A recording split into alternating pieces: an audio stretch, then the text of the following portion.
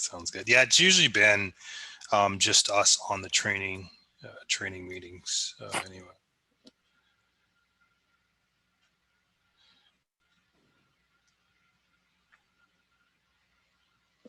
I don't know. I can't think of a better way to spend 2 hours in the evening. I can't believe you don't have more people.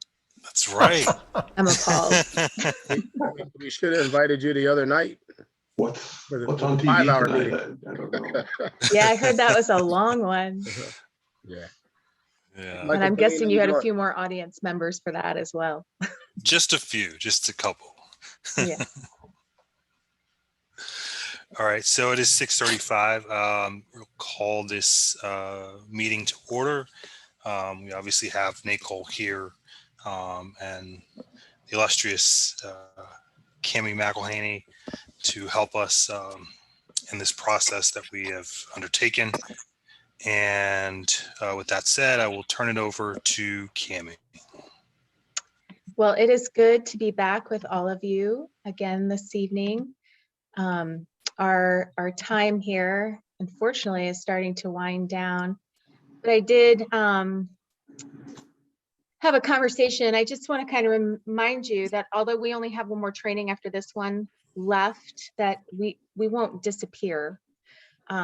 We will absolutely be around to assist with questions and follow-up as is needed. I know that you guys are getting ready or already have entered into kind of a next phase of your whole process. And we just want you to know that we're here to help with that. So with that, I will get things started. Tonight, session 4. And we have this evening an additional trainer who you have not had the pleasure of being with yet, and that's Gia Orlando. And Gia, I'll just turn it over to you so you can tell them a little bit about yourself. Absolutely. So again, my name is Janina, or Gia is just fine for here. I am based out of Denver and worked with the Office of the Independent Monitor here in Denver for 7 years. Before starting to do some other stuff and thinking about migrating to a coast. So I'm actually got my hands in a bunch of stuff, but I'm really happy to be here with you. This is one of the most exciting things we do as a board, is really support local development of oversight. So I'm super excited to be here. And if you have any questions of me, please just ask. Yeah, and I did want to bring that up because I guess there was an article that came out of the Washington Post yesterday. Oh, lies. Well, I mean, it gave both Nicole and Denver some pretty good kudos, and so I'm sure as things go along, especially with regard to the Denver aspect, it seems like Denver in a lot of spaces are doing a lot of things well, you know, in local government, but also in the policing area or the oversight area. And so questions may come up, at least for me, in that. So thank you. Absolutely. Yeah, I'm glad you saw that article. It was, we worked with the journalist who put that together. We've been working with them since last August. Wow. They really did a ton of research to put that together and really did give some hard, honest truth about civilian oversight entities who aren't fully supported, and some of the problems that they face, and a little bit about what they can do when they are fully supported. So, and then and just to, and you can try to find the actual title, but I believe it's when communities try to hold police accountable, law enforcement pushes back. If I remember that correctly. So, yes, and it was for those of you looking for it, was in the Washington Post. I think on Tuesday, I think. Was it yes? No, I think it was yet. Did we have a meeting? Do you have a meeting? I thought it was Tuesday because we met on Tuesday evening. Yes, it was Tuesday. Yeah, it was Tuesday. That's right. Yeah, you're correct. Isn't it funny how it all just kind of blurs together now? One of the effects of all of this. Yeah. Gee, it's yours. Okay. So before we move on to the first topic this evening, I wanted to ask if there were any additional questions, things that came up from our last session.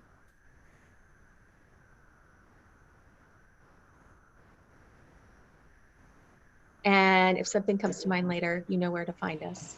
So, Yeah, I think just really quick, and I'm not sure that you can answer this. I think there is still,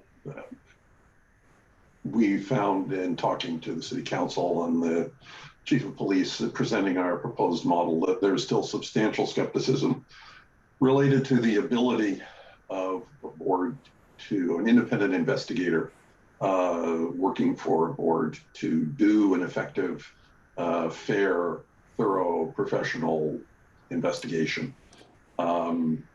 Now, I think after last month's training, I think that answered a lot of our concerns. But if you have anything else, let us know. Well, I will say that there are examples of effective independent investigations being done all over the country, whether they are very large agencies or small. And I think what in your proposals for the new ordinance, you talk about the ability to initiate independent investigations.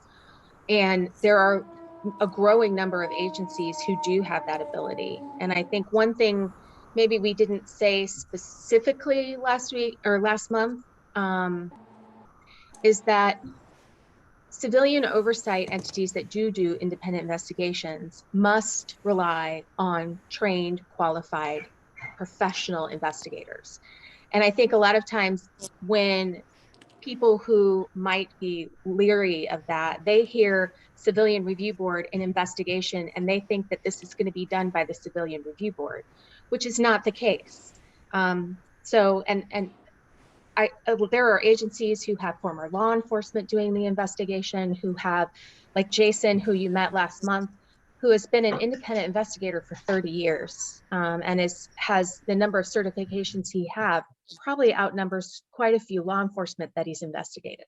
Mm-hmm. So and he was on NPR this week too. Yes, he's been very busy, Jason. Yeah, so I think that's a really good question, and it comes up a lot, and it is often the first thing that law enforcement in particular brings up when they're talking about independent investigation and their concerns. Anything else? Cammie, just real quick follow up on that.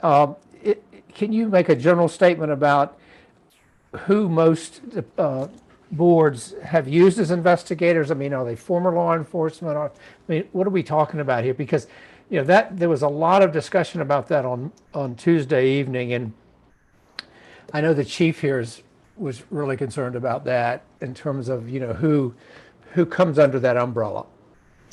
So there are trained, certified private investigators. Right. There are investigators who might be former law enforcement.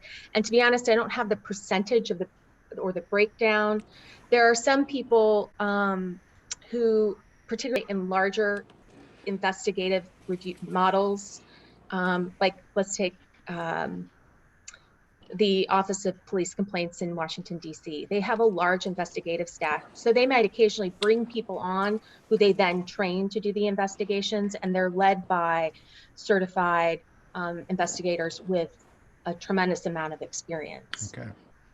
But there are some that have former law enforcement backgrounds, but there are also quite a few who come from the private investigator field. Cammie, in Denver alone, we had 3 former prosecutors that actually were investigators. Wow. So, have you found there's a problem with having former law enforcement in terms of the sort of conflict of interest there, or the blue wall, or? I've never thought of them as actual law enforcement. I thought of them as lawyers that worked as prosecutors. No, I didn't mean in reference to the 3 former prosecutors. I just meant when you're using former law enforcement to do the investigation. I guess that just gives me a little pause. Well, like all applicants, they're vetted I think rarely are they're rarely, if ever, from the same law enforcement agency Okay. they would be investigating. I think that's a very important point to have, because otherwise you would have problems with conflict of interest. Okay, that's helpful. Thank you. And that's usually written into the ordinance or charter language, actually, for the authority of the office or the board. I've got a question. One of the first questions we were asked by the city council had to do with, if we hire an independent, can you guys hear me okay? Mhm. Using an old school computer, so glad it works. So, we were asked some questions like, if you needed forensics evidence. Well, obviously the city has any city has a more well-established forensics department. And, as I've thought about it the last couple of days, I'm thinking, okay, the reality says there are some resources that potentially may need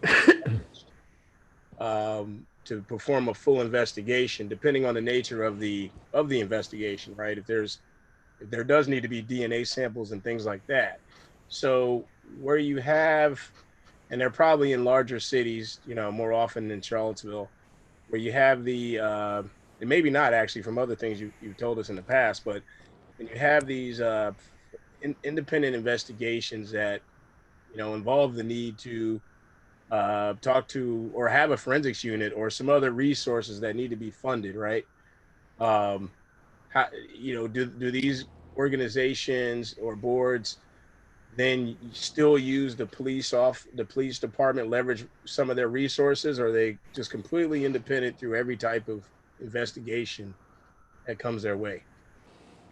So in the case of forensic information, forensic data that would be obtained, Right. it's the same that the police department would have. Now, and that way they can also, as they're doing their investigation, like Jason talked about, kind of verify the legitimacy of the information that they're receiving. And cities who have that investigative authority have that transfer of information all the time. They have access to the same information that internal affairs would have if they were doing the investigation. Now, some of the ways that that's set up is sometimes in the ordinance or city charter, there's information that specifically states the type of information that can be transferred over, or specifically gives a mandate for the cooperation within an investigation. Sometimes cities run into problems because someone's negotiated contract previously with the police department, who there's some way in there that says they don't have to cooperate. And I'm not familiar with your city's contract with the police department, so I'm not 100% certain that would be the issue there. But then there are also some cities who have developed MOUs, memorandums of understanding, where they lay out not only the policies, but which we'll talk about later, the policies and procedures of that transfer of information, everything down to the protection of information and exactly how it will be transferred, the amount of time that people have to give it to you. And that has been negotiated in some cities where there has been some serious distrust between the city and the civilian oversight entity initially. But having those MOUs in place, make sure that there's transparency and accountability in the process. A great example of that is the MOU that was set up between the New Orleans Police Department and the Independent Police Monitor. And I often think that if they could establish an effective MOU, then every city has a chance of that happening. So there is a precedence for that.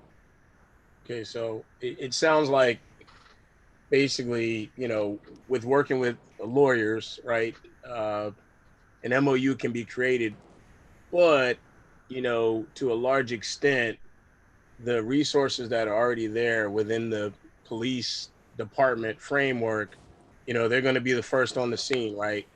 Not a group of volunteer civilian review board folk. We'll probably be at work when something happens, right? Right. And so they're still collecting the evidence.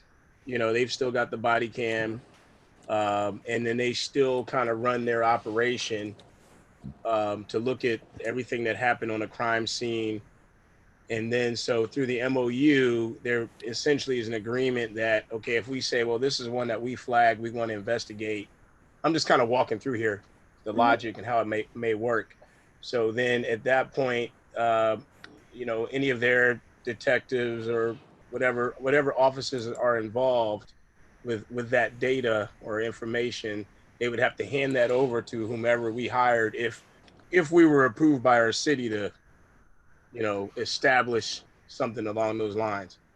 Okay, but it's not a complete independent, we've got our own investigative unit and, you know, forensics unit and all this other, you know, multi-million-dollar infrastructure Correct. thing. Okay. Yes, absolutely correct. And then one of the things that happens in independent investigation, if there's any information that they find in there that they have concerns about, then that also can be part of the investigation and the findings that are made. Whether that's how evidence was collected, particularly in the case where a police officer is involved. I mean, all of those things will become things that are looked at by the independent investigator and laid out in their report, and then reviewed by the board. And go ahead, James. Did you have? And have you guys run into issues with this extension of Garrity and how that plays out as well? Because I think that was another big question that came out of the work session. Bellamy, can you repeat the first part of that? My earphones stopped working. I apologize. No, it's sorry. So have you guys had any issues with the implementation or with working with Garrity, the Garrity extension to public employees, and any pushback that you guys have encountered from that? So it's interesting. There was a very large conversation on a committee call I was on yesterday among about 5 different agencies and how that applied differently in each one of them. Mm-hmm. But so people do have problems. It really depends on how the ordinance is set up, how contracts are set up, how willing to work with oversight a law enforcement agency is. And so one of the things that came out of that meeting that I was in is that people started sending around how it works in their community. And I'm happy to share that, Yes. those documents with you. Yeah, Yes. if you Please. wouldn't mind, we would definitely. Yeah. I think that's a consensus here. Let me put that on the list. Yeah. Thank you. Thank you. Okay. Okay, anything else? Okay, then with that, tonight we're gonna talk about 3 different topics. First, Gia is gonna talk to us about effective location-based community outreach.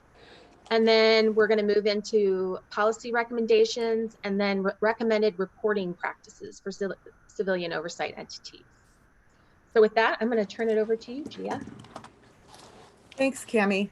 You know, before we actually get started, I kind of want to get an idea of what each of you thinks is the difference between outreach and engagement.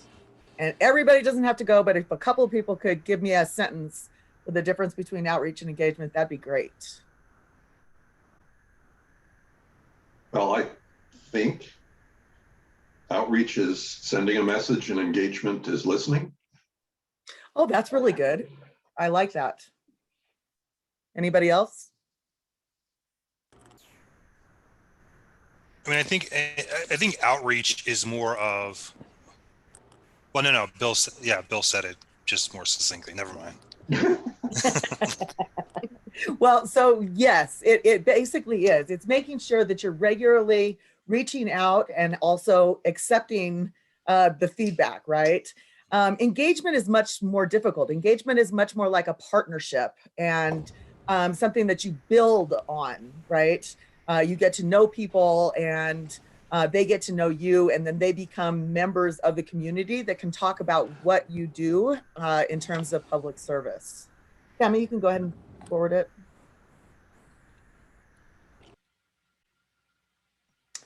So, when people talk about community engagement or community outreach, lots of times they're just talking about different communities. They're talking about, oh, there's a community in Northwest, there's a community out in Southeast, and that's how we talk about community. But in oversight, it's really important that we talk about community in terms of, all of the stakeholders that are important to the process, right? So you have law enforcement, you have elected officials, and appointed officials, right, that you work with on a regular basis. And then you do have individual community members. They're either leaders or they're interested people. They're organizations, usually civil rights and civil liberties type organizations. Definitely interfaith communities is something that we see as part of community in almost every oversight agency across the country. And they're people and families impacted by law enforcement. There's in many jurisdictions, there's actually regular gatherings of those people that have been impacted, either the surviving family members or people who have been impacted themselves that actually get interested in enforcing, in pushing jurisdictions to not only have oversight, but to have oversight that helps change the culture of a department. And of all the people that you may or may not want to actually have as part of the community, your pain in the butt stakeholders, your activists, are actually going to be some of your strongest community members. And I can only imagine that you are all picked out of your communities because you've actually fought for some kind of justice or other in your time as community members. Go ahead, Cami. And please do ask as we go. We don't have to be formal at all. So I want to actually. Gia, Yes, can I ask a ma'am. quick question about interfaith communities? I think that's is an important part, but I also think it depends on the lens where that interfaith community is, because there's interfaith community, there's rap elements within that community, and some elements of that community to me would not necessarily want to progress along the line that a lot of the board members progress to. You have to take that into consideration, don't you? Absolutely. But I will just say that what you're going to get after the next 5 or 6 slides is me telling you that everybody is part of community. And if they are involved enough to actually understand, then they're partners in supporting you. And if they're not, they're not. You're not going to ever have an entire, municipal jurisdiction that's actually going to be totally supportive or totally against you. So you want to actually try and pull in as much support as possible from people that, understand how hard it is to actually help the police themselves. So I want to really talk about a little bit of what stakeholder engagement might look like for you all. They're everybody that has an interest in what and how, what you do and how it's done. They're well informed for the most part. If they come to you, they've already been doing the hard work. They're engaged stakeholders to define the work and disseminate the results. So if you're putting out a report, or if there's a really, really difficult situation where you have to explain to the community why you actually sided with the department on a particular case, otherwise, you're going to want to actually have community members that give you a chance to speak. You're going to want community members that are very clear about the policy issues that you had to side with. That meaningful collaboration always involves a two-way relationship, right?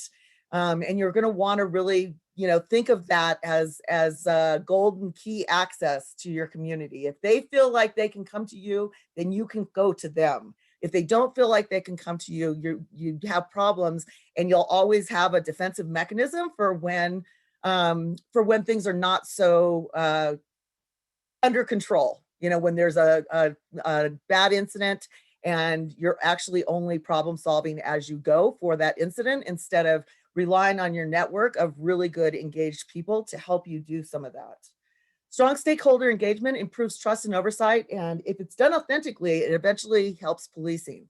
And I say that because we know for a fact that when you have strong stakeholder engagement, and people know where to go to launch a complaint against a sworn officer, you're really going to have people that actually believe in the system when they actually can, see the system at work, right? A lot of people don't believe in, government and don't think the government does anything because they've never really had to utilize it when they're, in a bad situation. And a lot of people would rather not go to a police department to launch a complaint about the people who just inflicted some kind of, bad situation on them. So, Gia, Could yes. you elaborate on that a little bit more? Because there's one of the other top things that came up was, oh well, people aren't going to want to come to the to the CRB to file a complaint because we can't guarantee whatever protection or what have you. So in my role in Denver, I can just tell you that there were plenty of people that came to our office, walked in straight from, some kind of interaction, contact with law enforcement that they didn't feel comfortable at. And they could walk in and sit down with one of us and fill out a whole form that talked about what happened. And then they could call us back and ask what the status of that was, right? Even when it was actually turned over to internal affairs.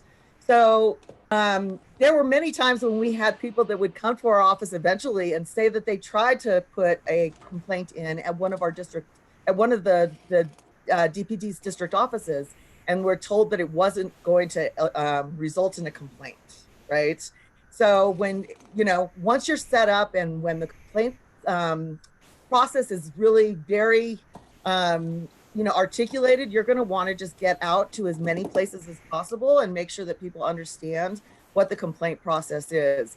What's really interesting about a lot of oversight agencies is that, they're in these huge, jurisdictions, DC and Denver and all these other places.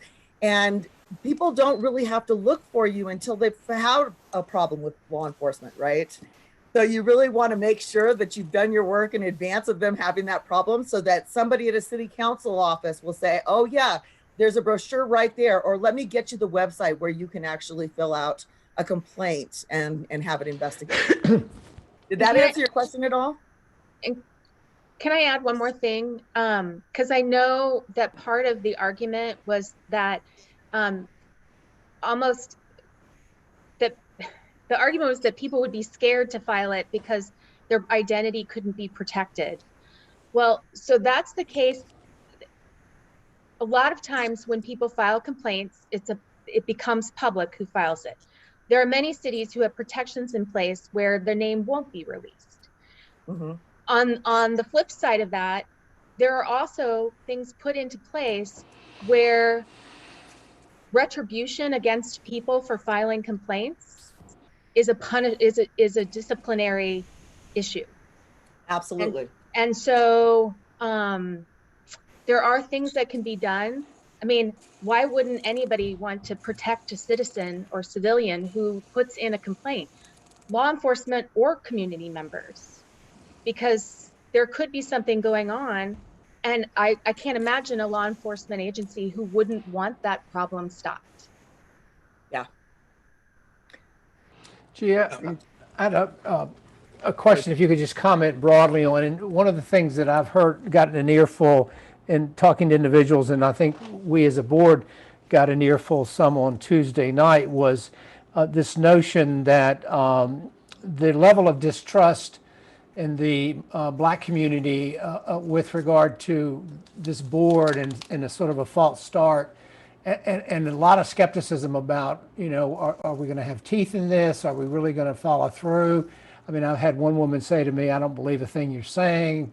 Charlottesville has a terrible history of the white community talking the talk, but not walking the walk, and on and on and on. I mean, this seems to me it relates to the stakeholder question, but it really is a concern that I have about our credibility with the community that's most impacted by police misbehavior. So I'm going to ask you to actually hold that thought, because I think I'm going to address a couple of those things in the upcoming slides. Great. One thing that's super important is that you actually are totally transparent, and people are able to access you, and that happens with all of these strong elements of engagement, right? Really good communication, regular communication. open meetings, when you're not talking about individual cases, that you always have open meetings, that you're willing to meet with people that feel like they need to have your ear, that you're giving them regular updates on how the department is doing, right? Regular public reporting, right? Even if it says we've got 7 complaints and they fall into these categories and involved, 13 separate officers or something like that, right? You're going to want to really do good reporting. Cammie's going to talk about that a little bit later as well. Okay. And then you want a presence in public, right? I don't know exactly how much staff and support you're going to have, but you're going to want to make sure that, not only board members, but everybody else is making sure that they know what's going on in the community around police accountability stuff and where they have to be to actually be good listeners and all of that. Cammie, you want to advance it? Yeah, and you've got a hand up, Gia. I'm from sorry. Michael. I can only see so many of you. Yes. Well, I don't want to, hold up the flow. So if you want to answer this later, but when you were talking earlier, it sounded like you have a brick and mortar location in Denver, which probably has, 8 times the amount of people living there than Charlottesville. But sometimes I get my head rolling on ideas and things, and we probably don't really have the manpower, but I think having a safe place that people could go to, there's a building here called the Jefferson School, which has a lot of nonprofit, organizations there where people can go to learn how to read, people can go take yoga classes, all types of things. So again, I tend to go kind of off on tangents sometimes, but it just seems like having a place, even if you had somebody like office hours where they were there, we had 2 people there each week, not at the same time, but maybe for 3 hours, Tuesday, Thursday, or something where people could come. We've had a little challenge, and not to make an excuse, but the pandemic obviously flipped the whole world around. So this is one of the areas we're trying to strengthen ourselves, which now, we're vaccinated. So that's, I don't know everybody's status, but I'm assuming most of the board is. But having that brick and mortar, I think is because we've been stuck on Zoom too, on top of the pandemic. So it's just this weird, I don't know, weird reality. No, so absolutely. I mean, every time you're out actually at your kid's school or at a public library, you are representative of what this is, what's happening. And sooner or later, people who are engaged will actually consider you somebody that they can go to and ask questions and talk to. I do assume that you guys probably will have an address, correct? Someplace that you can put on brochures so that they can at least be mailed. Okay. Yes. And then a good website that actually tells people where you're going to be and when your meetings are and all that good stuff, which is actually coming up if you want to advance the slide. And sorry, if I could. Yeah, Counselor Payne's here, so I think he has a question. Absolutely. I just wanted to jump in real quick because it was brought up, like the concern of like if it could be a deterrent of people launching a complaint with the CRB because of privacy. And that concern was about if under the state law, the CRB would not be FOIA exempt. But I just wanted to clarify the FOIA Advisory Council was asked a day or 2 ago, and they clarified that the CRB is exempt. So just wanted to clarify that definitely clears up. We don't need to worry about that. Great. That's wonderful to hear. Great news. Anything else? Anybody? Yep. All right. Cammie, oh, there you go. All right. So there's all kinds of different approaches to engagement, but everything is based on good communication. You're really talking about, making sure to take advantage of, every possible way to get out and to talk to people about what you do and how they can actually access you if they need to, right?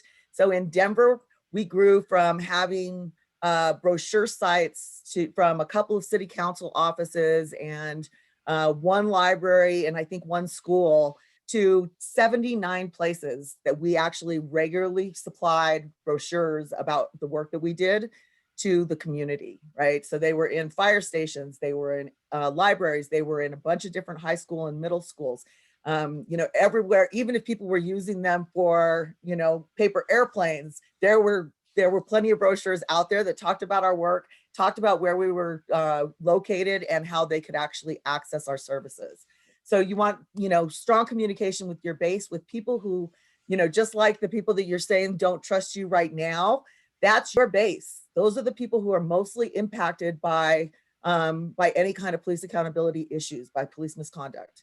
You want communication with the larger general public. I don't know where you're at in your ordinance process, but Denver went from only having an ordinance to having not only an ordinance change, but then a charter amendment that got us in the charter, and then another ordinance change after that, all within 5 years.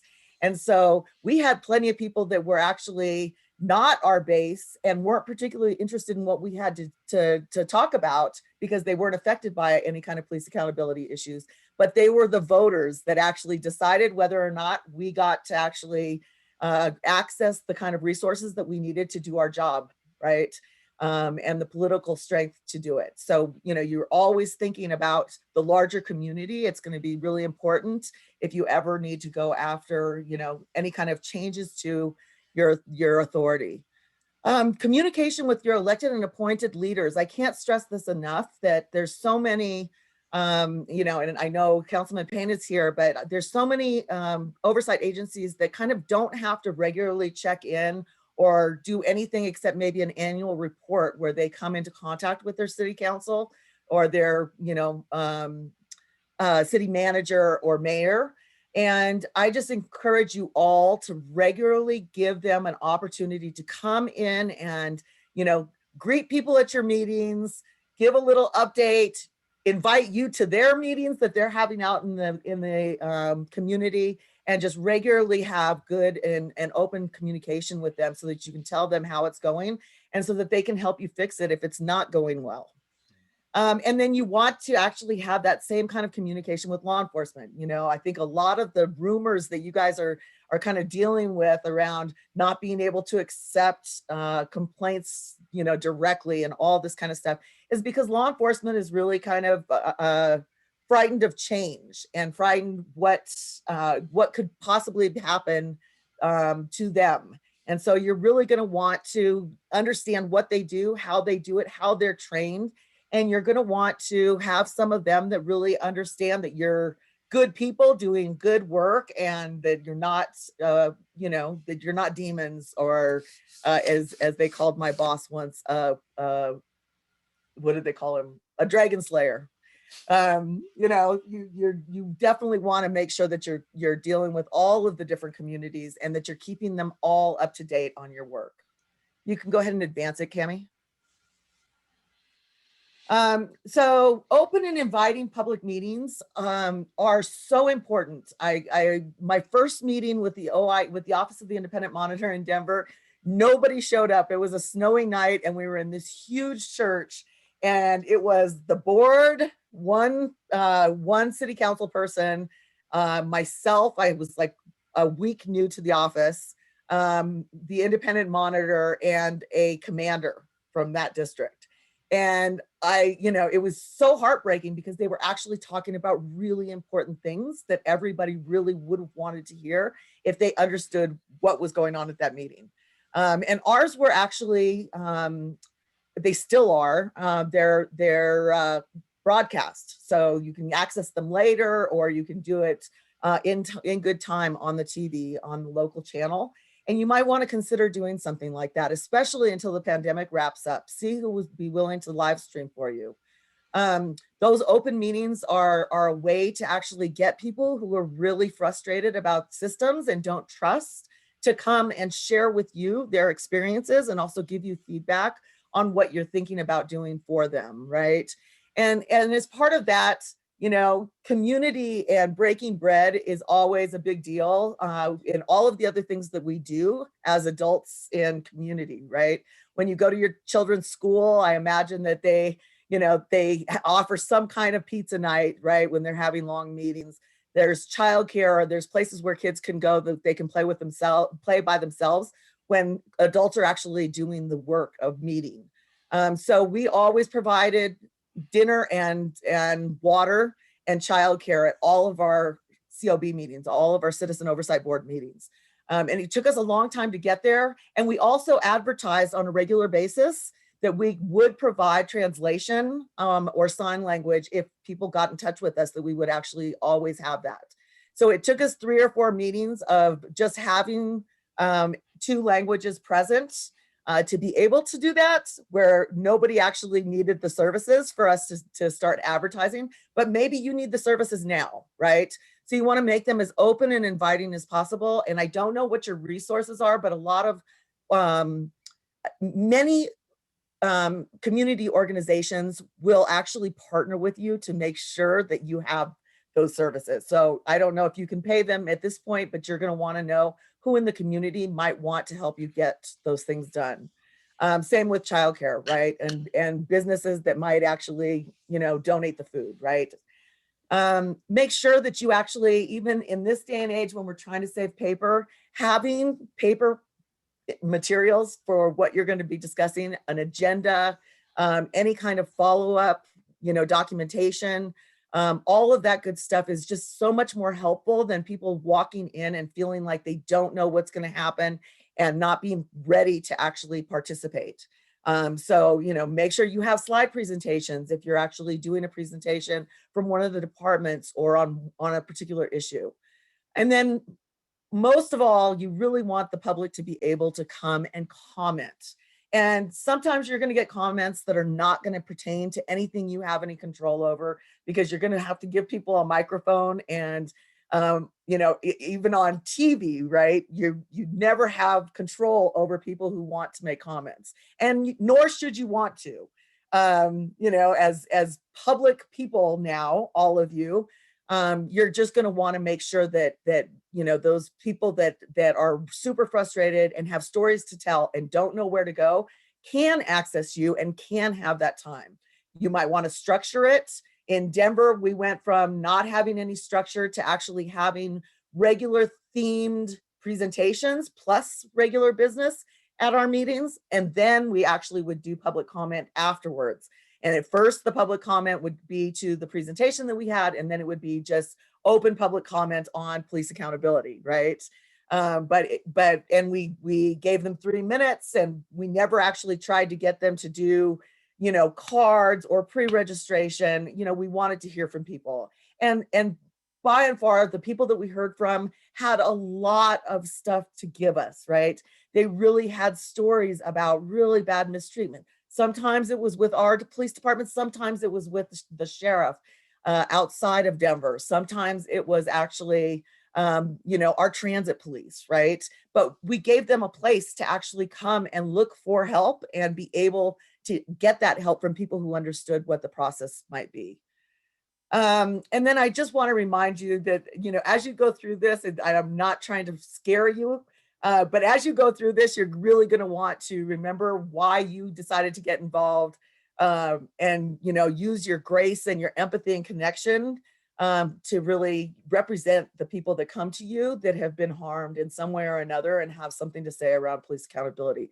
It's going to really be, your hardest task as you get into these really heartbreaking cases and have to actually navigate between the public's expectations and your administration's expectations. You're just going to have to actually know what your constraints are, be able to, to relay those to all of your constituency, and be humble. You're messing around with people that, have felt pain. Go ahead, Cami, please. So there's lots of ways that you can do regular updates. You're really going to want to think about where community meets and meet community where they meet, right? So I've listed some places, but you're going to know where those places are. If there's, always, huge parent turnout for one thing or another, and, you're close to it, or you have a kid or a cousin or anything, you're going to want to go to a lot of places where middle and high school kids hang out and their parents. Those are kids that actually regularly have a lot of interaction with law enforcement just because, right? You're going to want to actually, give regular updates to law enforcement. You can do ride-alongs. You can go to roll calls and talk about the work that you do. Introduce yourself as people, right? We regularly participated in safety fairs with the helicopters and, you know, all of the military stuff and, you know, making sure that people knew where to find us, right? So it's important that you remember all of your community constituencies. So community, law enforcement, and again, elected and appointed officials. We used to invite a commander from the area that our meetings actually went all over the city, and it went to each of the police districts in Denver. And in that community, there's always somebody from command staff, and there was always an invite to city council so that they could come and welcome people and also give quick updates. And then you want to be able to do the same at their meetings, right? At their public meetings, so that, you know, it's a quick in and out for 10 minutes when you talk about the work of your board, but it's not, you know, it's not something that you had to put together. You want to take advantage of all of those situations. I just saw a chat come up. Hold on. I want to make sure I'm not, people's labor should be compensated. Yes, this is totally true, Nancy. All right. Next, please. Tammy. You've got one question, Gia. Sorry, I couldn't get Oh, I'm myself sorry. I unmuted. can't see everybody if I can see the screen. James? Absolutely. Quick question. There's a couple questions I have, but do you ever, so, you know, there's a, so you want to go out and you know, let the community know that you're here for them, right? But you also, Well, that you're there, not necessarily for them, but yes, that you're there. I mean, here for the, you know, to improve the community, public safety. But there's also a point too where you don't want folks to think that you are a cop yourself. Yep. Not saying anything bad about police, right? But you know, I think that could be a little bit of a struggle with gaining people's trust, because they might say, yeah, well, I'm starting to trust you, whatever. I want to confide in you, but you know, they also could be like, hey man, you're a pig or something like that. I don't call cops pig, but you know, this is a very unusual opportunity. It's a great opportunity to you know, improve any community, but there is that, you know, well, you may be one of them. Do you guys, have y'all run into that with? I have a brother that no matter how many times I tell him what I do, he still thinks I work for the cops. Right. It's one of those things where you really have to get very well versed in being able to say independent civilian oversight that is not under the police department, right? And you'll find all of these words as you go. But it'll help once you guys have materials and, you know, start talking through your messaging and all of that good stuff. I mean, you know, you're really there to make sure that that the police department is policing themselves correctly. If they were policing themselves correctly, then you wouldn't be needed, right? So you're helping them to police themselves. And it takes a lot of practice to get that, you know, to be able to say it out loud. And then there's people that will never believe you. But when, you know, you're talking about a particular case or you're talking about the investigative process, you're just going to want to, as often as necessary, say that you're independent from them and that, you know, you only have the power of recommendation on what happens with any given case after it's investigated. Thank you. Uh-huh. Anybody else? I'd like to make, I want to, you know, this is important, but I also think like what James brought up is that there's a certain history to every place when it's policing, you know, and not wanting to be seen like we are, you know, an auxiliary somehow of the police department, which, you know, somebody could think that no matter how, you know, how many steps we create that. But I mean, people on this panel will remember, you know, we had a police chief decades ago that went around swiping the mouths of all Black males of a certain age to get DNA for, you know, a rape case they were working on. So, you know, there's a lot of deep-seated distrust. And yes. As much as we, you know, any flavoring that this might be seen as working not in lockstep or in cahoots, but working very closely with the police department. I think that, you know, that's going to be a tough job. It's going to be it's going to tax our patience probably. Well, so I'm just going to say that you're not alone and that there's many places in the United States that have had those kind of horrible legacies. And you know, you're on the right side of this. And, you know, as much as you can actually find the words and the messaging to make sure that people understand that you're not part of the department and that you're independent, and, you know, ensuring that quality investigations are actually happening, you know, the better off. I mean, new agencies are afflicted with all of that stuff so much more than agencies that have been around. So some of it is just a matter of time that you're going to have to say the same things over and over and over again. But I do suggest that you guys actually come up with a really good outreach plan so that people know who you are, they know how to access you, and you're regularly communicating with them about what it is that you're doing and the services that you offer. And the next slide actually talks a little bit about that, if you want to go, Cami. Yeah. Oh, there was one about websites. Did we miss one? Go back. There you go. So, did I just miss this? I don't know.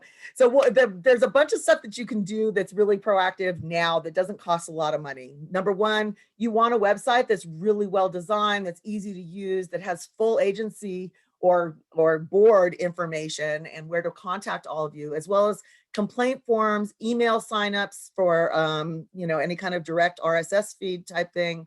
That's where you'll post your reports, your press releases, and a schedule of all of your meetings and where you're going to meet. And that has to be updated really regularly so that people can, you know, the problem with police oversight and this whole process is that lots of times people won't even hear you, even if they know you exist, they won't know you exist until they need you, right? So they can walk around and say, oh, my mom went to that meeting. Yeah. But until they're actually in a situation where they feel uncomfortable with some sworn officer, they will not remember who you are or where to find you. So you have to constantly just keep getting it out there and make it accessible for them. So a website is super important.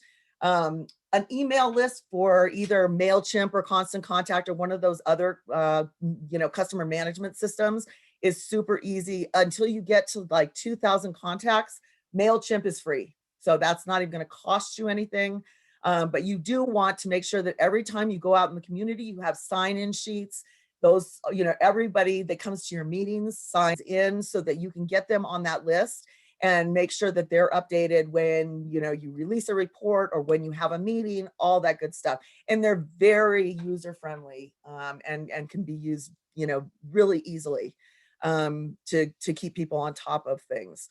I do recommend social media if you have the bandwidth. It's, you know, it touches on, you know, different communities and it gets spread differently depending on where you are. I'm partial to Facebook and Instagram. I'm not a big fan of Twitter. And as you get into this whole process, there's really, you know, there's ways that complaints can come in over things like social media and emails, and you're going to want to actually be able to deal with them, you know, in real time. You don't want something to come in on a Friday afternoon and not get seen until Tuesday or Wednesday the next day, right? So you're going to want to make sure that you only engage in the things that you can actually, that you have the capacity to be on top of. And Twitter's just not my favorite because it sometimes turns too sensationalistic. But if you decide to Twitter, then somebody needs to be responsible for responding to all the Twitters as well. So I suggest that you wait for that for a little bit further down the line, because I won't even do it. And I've been doing this work for a long time. And then there's nothing. One last thing.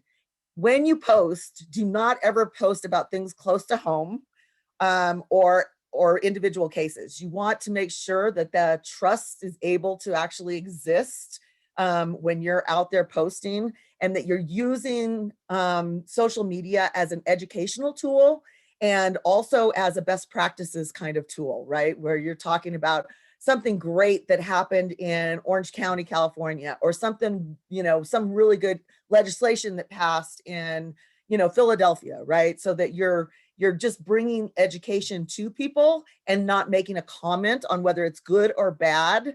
or whether you want it or don't want it, right? You're really leaving it up to them. And one way that I do that is by simply pulling out a small caption out of the article itself and putting that in quotation marks as, so-and-so, said that 150, blah, blah, blah, right? But it's a citation from the actual article. And then you don't have the problem of, law enforcement saying, oh, they're posting about something terrible that's happening, or they're telling too much information about a particular case. So just keep those things in mind as you post.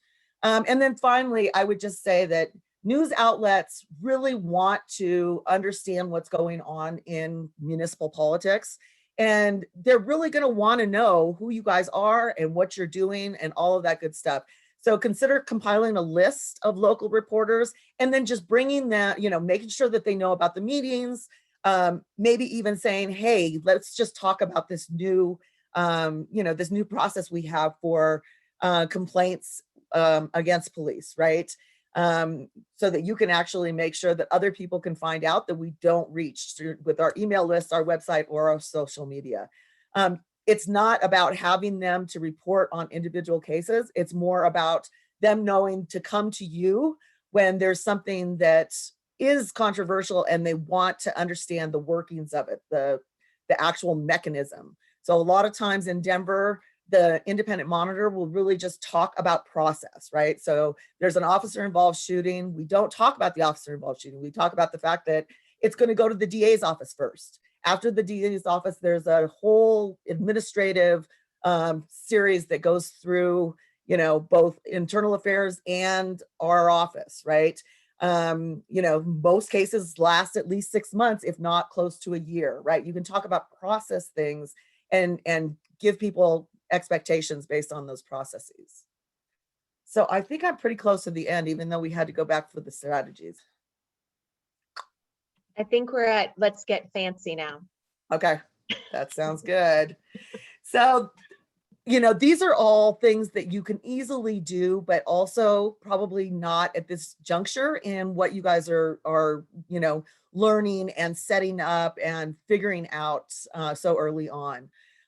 So Denver has a really, really in-depth, evidence-based youth and officer, get to know each other, understand each other, training process. You might want to actually just make sure that, that the local youth in their civics class know that you exist and maybe, have to write a paper on you or something along those lines. But, you can actually reach people really well when there's not crisis. So thinking about getting fancy is really about meeting people where they're at without crisis. Find productive ways to document public safety issues. So in Denver, we actually, every time we released any kind of a report, whatever that report was kind of loosely based on, we had experts come and do a presentation at our civilian oversight board meeting.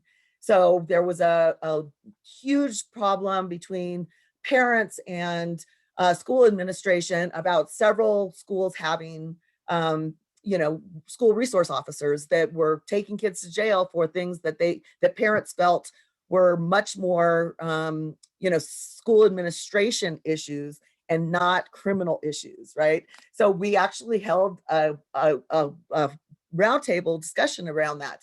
And we had people from the school board and people from the school administration and teachers and parents. And we, kind of went through all of the policy issues. And then we took questions on all of that. And people got really educated about what was actually happening, what their choices were, who to hold, accountable for all of that good stuff.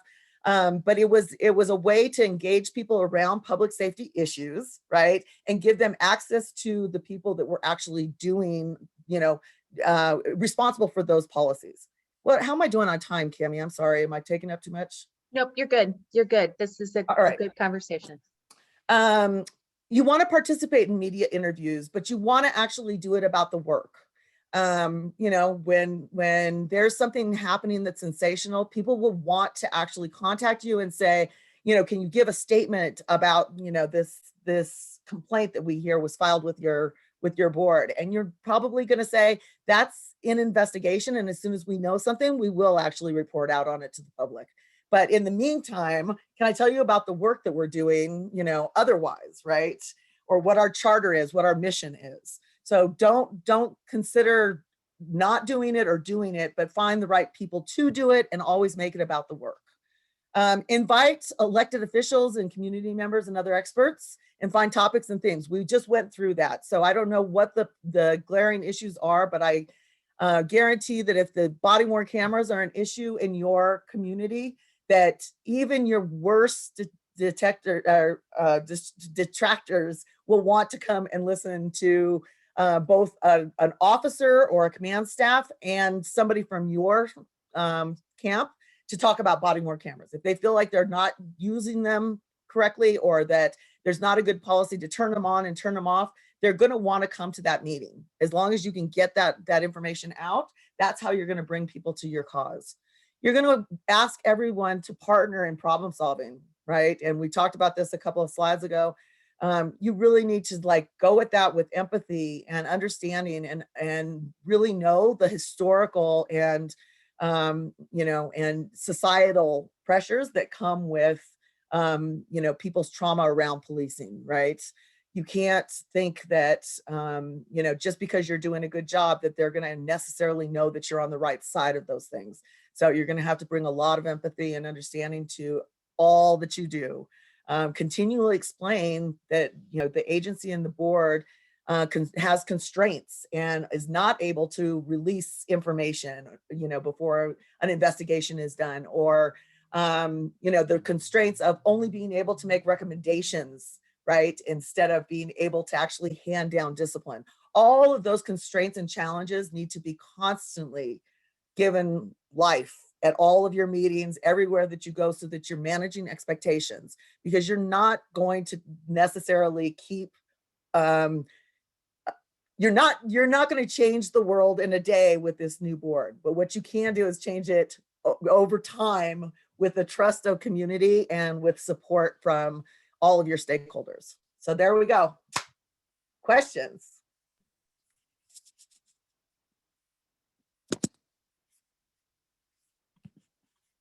Thanks, Gia. Absolutely. So before we move on, I just want to connect some of the things that Gia said to some of the previous training that we've done.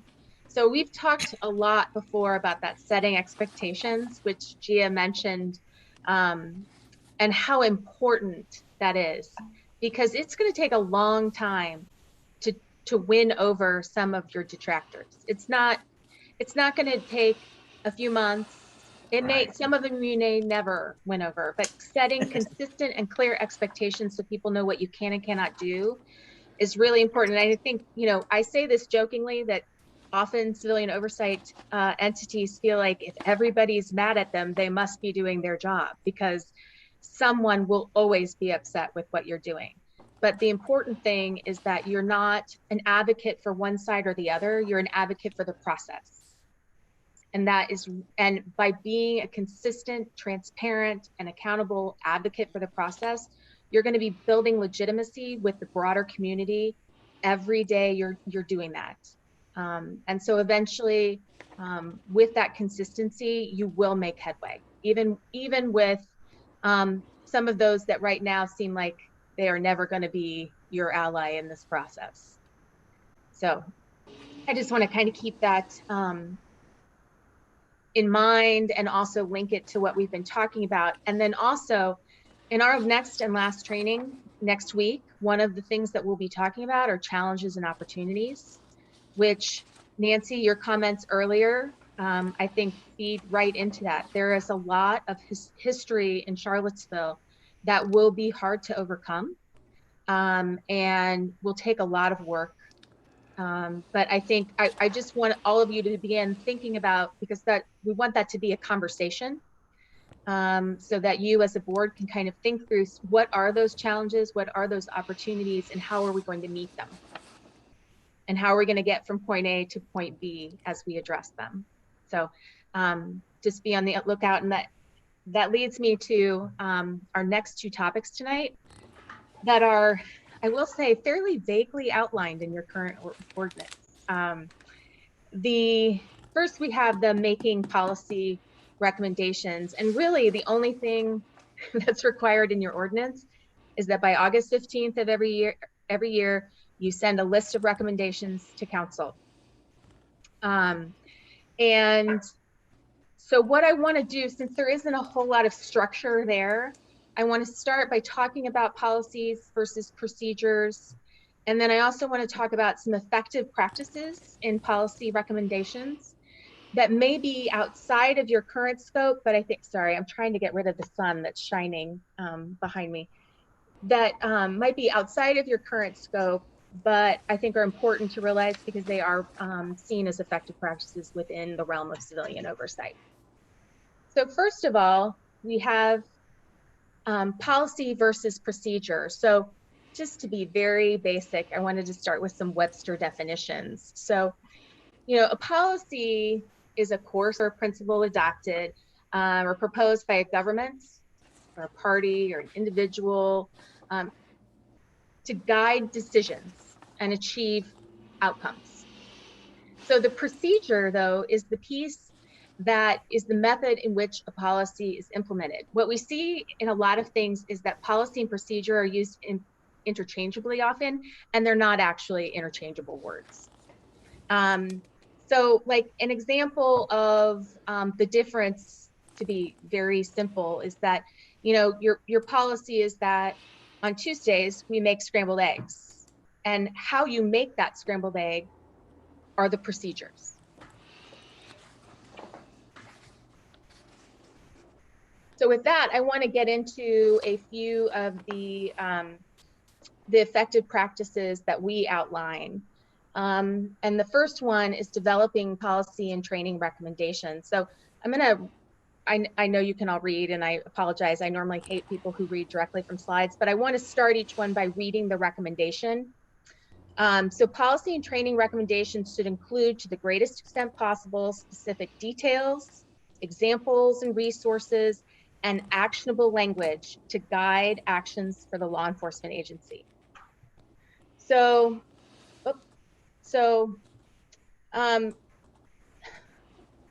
the purpose of making those recommendations is to correct specific deficiencies identified throughout the course of your work as a civilian oversight entity. And they need to provide sufficient guidance and detail to be acted upon and implemented appropriately. So they can't be so simple that no one knows how they're actually going to work. There actually has to be some detail to them. But you also, on the other end of things, don't want to make them so complicated that they're almost impossible to implement. They should address a particular issue or set of related issues. They should always touch on 4 key elements. Either policy, training, supervision, and review. And then I think one of the things that often gets missed in the process is that it is not necessarily just making a recommendation, it's about constant review after that. So once you make the revision or recommendation, you need to do follow-up to see, is that revision need any fine-tuning in light of new developments or evidence that show that more is needed than what was originally proposed. Any recommendations that involve policy changes should also identify any new training and how that training will be implemented to make the policy recommendation effective. And I also should, and I think I mentioned this later too, in addition to the training, I think you also need to keep in mind, how are you going to make sure that the training was actually given to all officers? So that is another piece of that. Also to consider that the changes in the role of the supervisor may be required when you put in this new policy. And you need to make sure that those new roles are being followed. And that the recommendation itself addresses the role of supervision and internal accountability systems responsible for its compliance. So it's a lot more than coming up with just a policy recommendation. It really also then goes into, how is this going to be implemented? How is this going, how are we going to make sure that it's implemented properly? and what are some of the implications of its implementation. And again, subject to regular review in order to assess the impact of the recommendation on law enforcement. So next we have developing disciplinary recommendations. So I know right now that's not in your current form, that's not necessarily something that you are doing, but I know that that's come up in future recommendations for the ordinance. So disciplinary recommendations for sustained allegations of misconduct should be consistent, fair, and just. Now, I will say in a lot of law enforcement agencies, that is one complaint that many officers have, is that there is no consistency in the disciplinary process. So it has to remain consistent. Even if you're just making recommendations, it has to be consistent and can't be arbitrary or biased based on the level of publicity that an incident has. And Bill, I see your hand up. Do you have a question? Yeah. First, I just, excuse me again, sent you a copy of our first attempt at a draft ordinance, which is a little bit more detailed than the one that's currently in place, just for your information. Okay. Second, I think it would be very useful for us to hear about examples and paradigms for disciplinary recommendations, evidentiary requirements, burdens of proof, because these are the issues that are definitely on the front burner right now, as far as we're concerned, because our state legislature has basically given us almost a carte blanche, to at least propose very strong disciplinary action. And am I correct, Bill, in that the House bill that was passed, that does not, that does allow for the possibility of implementation of discipline by oversight entities? Or am I taking it a step too far? It allows for binding disciplinary action, quote unquote, and that binding disciplinary action is to be actually implemented by the police. Okay. Supervisor or the chief. But yeah, basically we could go in there and say, and the point is that we don't want to be arbitrary. We don't want to be capricious. We don't want to override the judgment of, senior police officials who have a lot of experience and knowledge, about disciplinary actions. So as I say, evidentiary standards, burden of proof, those are big things. So I'll first say that if your law enforcement agency already has a disciplinary matrix in place, that it's important that the board also follow the guidelines of that disciplinary matrix. But at the same time, if you find problems with that the guidelines that are set out by that matrix, that then those become recommendations at a later point to enhance it in a way that makes it more fair and consistent. And then as far as examples, there are two that I can tell you about now, but I will do some digging to find some more, since that is a front burner issue for you right now, because I think more information will be better. One of them is the Providence, Rhode Island External Review Authority. It's called PERA. And one of the things that they were mandated with was to work with the chief to collaboratively establish a disciplinary matrix for the sole purpose of issuing discipline in a fair and consistent manner. And because the process involved both the law enforcement agency and civilian oversight, it really became a collaboration, and it was also one of those touch points where people were able to work together and come up with a common solution to an issue. It also really has inserted civilian oversight in the process, but it allows the chief to have the ultimate authority to issue the discipline, which then kind of keeps everybody often happy with the process. Another example is the CCRB in New York City, the Civilian Complaint Review Board. So several years ago, they developed a pilot disciplinary matrix program. And it's a little different because, I mean, of course, they're a bigger agency, much bigger law enforcement agency, but I want you to consider that good practices are scalable. So they developed their own disciplinary matrix so that they could make sure internally that they were being fair and consistent in their recommendations that they were making. And by doing so, they found the pilot program that they did very successful. They're still doing it to this day. And they also found that officers were very pleased with the fact that they felt like, with an outside eye on the process, that disciplinary decisions were being made more fairly and consistently. So that enters into one of those benefits of civilian oversight for law enforcement. James? This may get too much in the weeds right now. You can tell me if it is. Okay. One of the things that our council asked us or brought up, actually, I think it was the police chief the other night, which I've been kind of playing with in my head for a couple of days. You know, the city, every city, really, the police are, you know, under kind of the HR department within that city, right? They get their benefits that way and everything else. And so, you know, I think the chief said something like, you know, how can you have two separate HR policies for discipline? And as I was out walking my dog, thinking about that, you know, earlier, I was wondering, well, you know, couldn't we devise a system where we kind of fell under that same or tied into the existing, so we're not creating something completely new or challengeable, so to speak, but you know, we see something, we find somebody at fault, right? For, I don't know, excessive use of force comes to us, hey, you're guilty on it.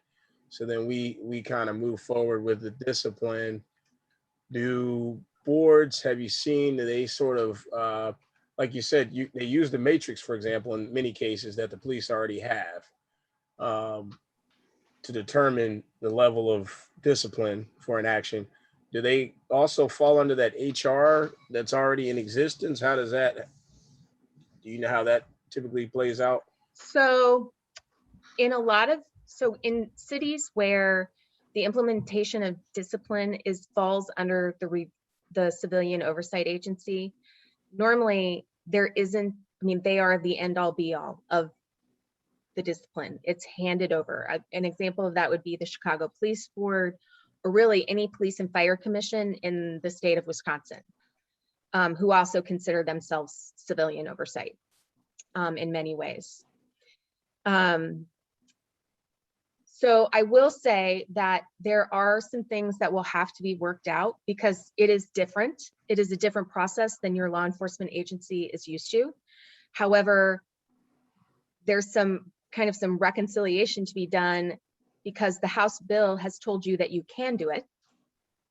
And I guess the other piece of that is, for instance, you know, we talked about making recommendations rather than actually implementing discipline.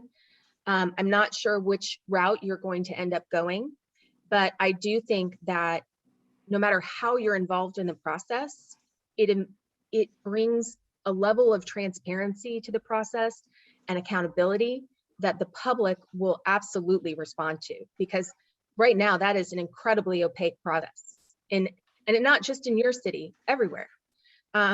And so any amount of accountability and transparency that can be brought to that will then build trust in the police department. So I think it's a really important step to take for that very reason. I will say, and I think I'll talk about it a little bit more later, is that if you are making recommendations, it is going to be imperative that there is a mandatory response to those recommendations and that there's a time frame for them. And that it's public, because otherwise you're not bringing any transparency to the process.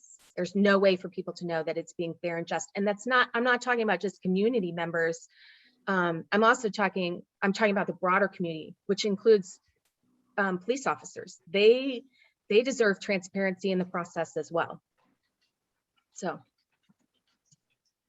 and like I said, I can also give you some other examples about how some cities have dealt with that, but there are not that many cities that actually at this point have full disciplinary authority.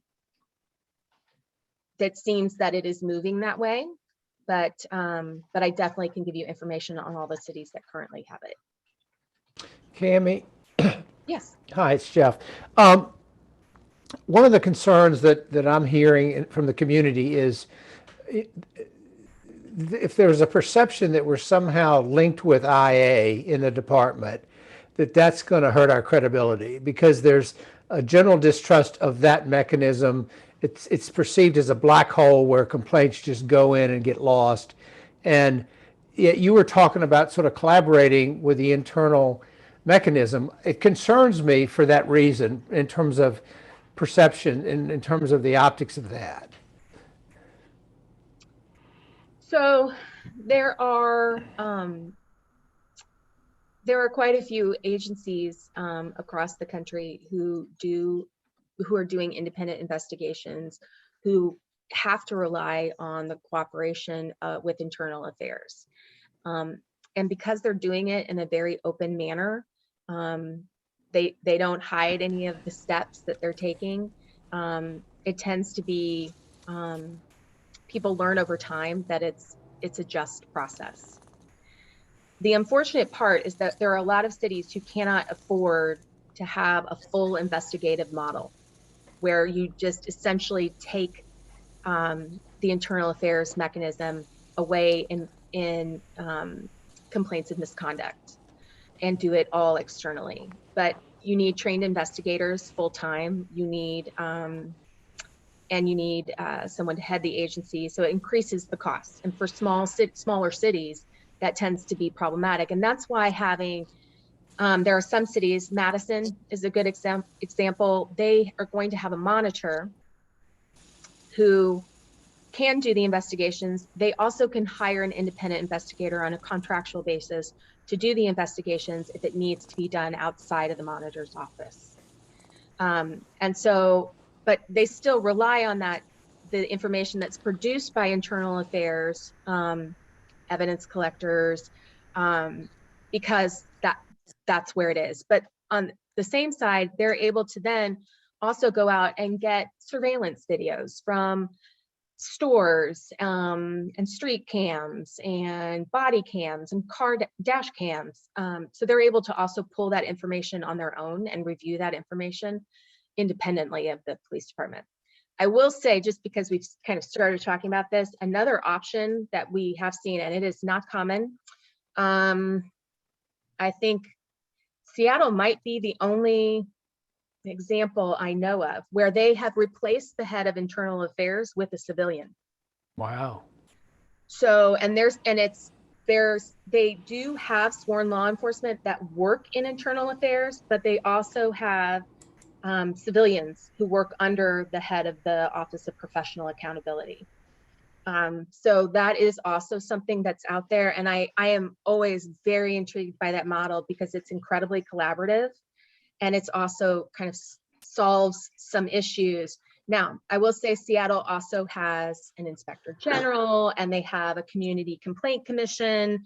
And so they have lots of layers there that also then, because then the community complaint commission and the inspector general is also overseeing what the civilian internal affairs people are doing as well. So there's lots of layers kind of watching the process.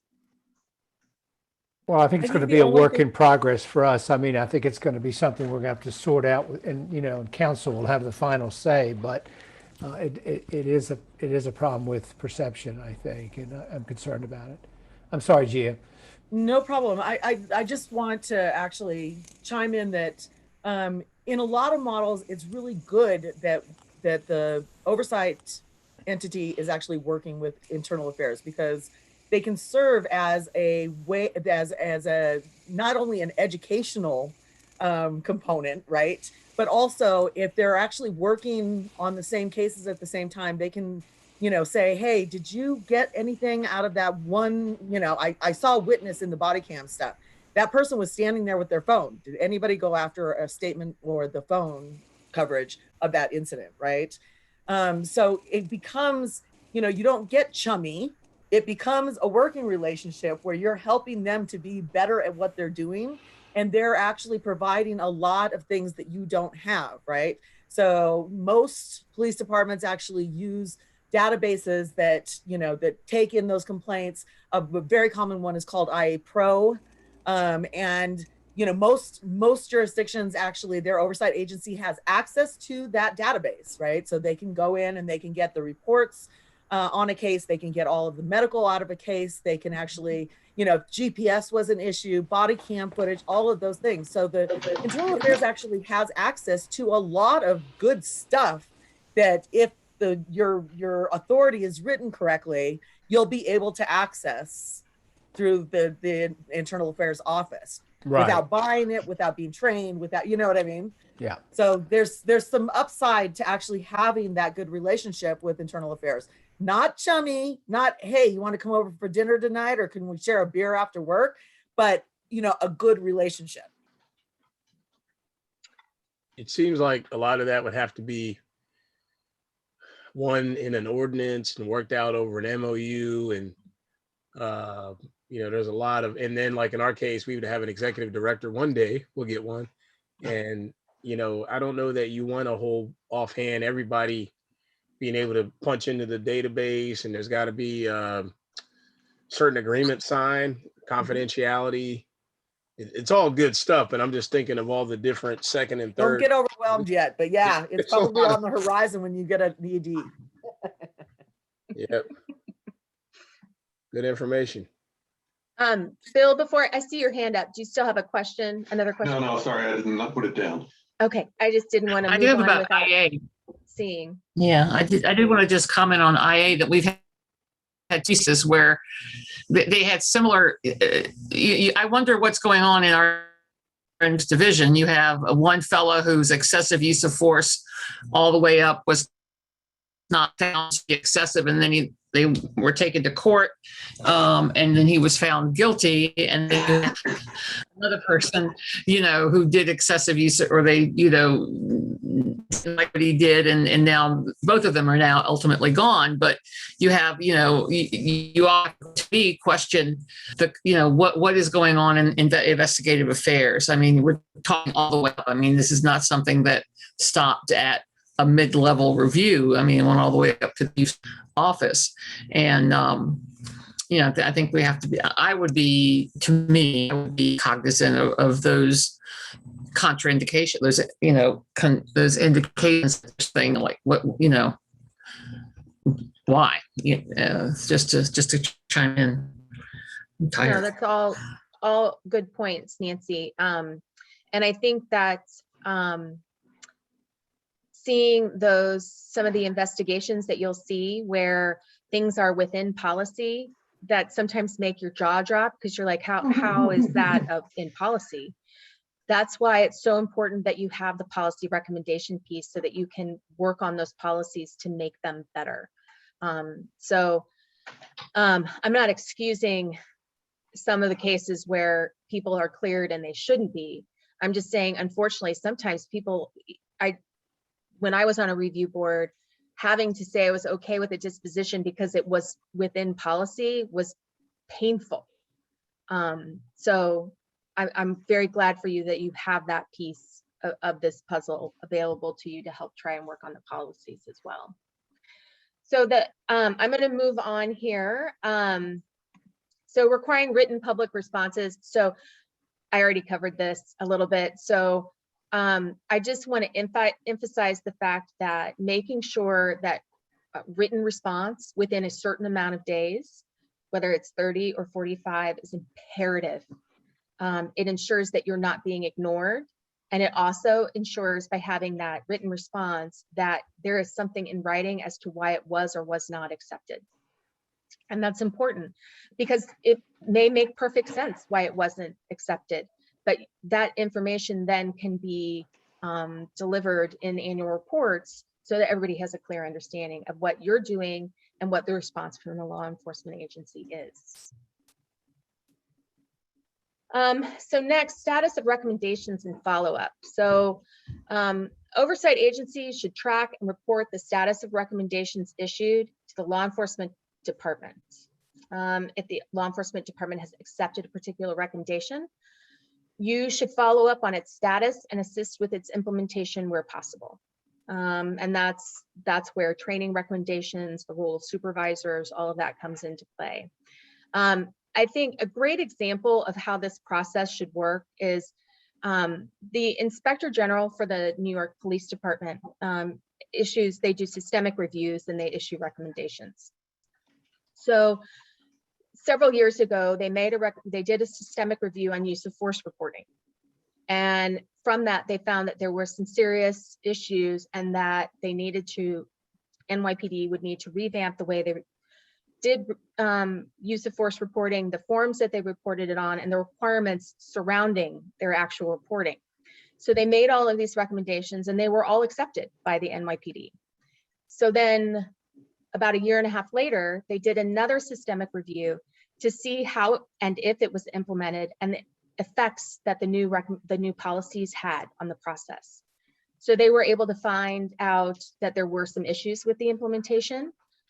They were able to see that the new forms were working better and that data collection from the information gathered on those forms was going to be very helpful in some of the future analysis of what NYPD was doing in regards to use of force. So it's not just about that initial recommendation, it's also about the follow-up. And there are a lot of great examples of those reports, whether it's in Denver or Seattle or New York, Philadelphia, of recommendations that are made, and then those follow-ups to see what actually happened so that you can also report that to the public. And that, again, when you're continuing to follow up on different issues, that also is building that trust and legitimacy with the community.